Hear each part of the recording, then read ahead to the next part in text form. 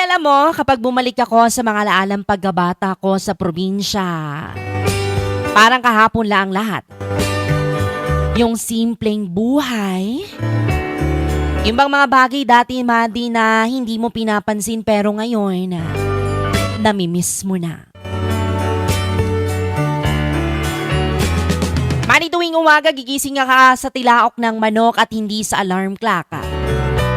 Tapos paglabas pa ng bahay mo ay mararamdaman mo agad ang labig ng simoy ng hangin at amoy na amoy mo ang halimuyak ng mga bulaklak at damo na basa dahil sa hamog.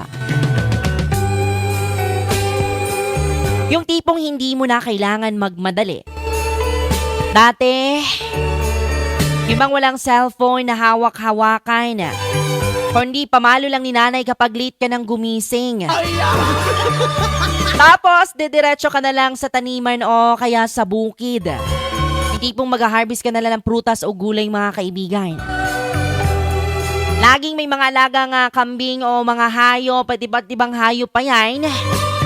Kaya bago pa man makakain sa agahan ay kailangan mo munang unahin na pakainin ang mga alagang hayop na manok at baboy. Mga Madi, ang saya ng laro namin noon. Simple lang pero sobrang saya.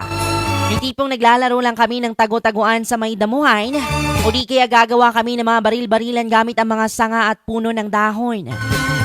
Di na kailangan ng gadgets noon, mga kaibigan, kasi sapat na ang kalikasan para mag-enjoy ka.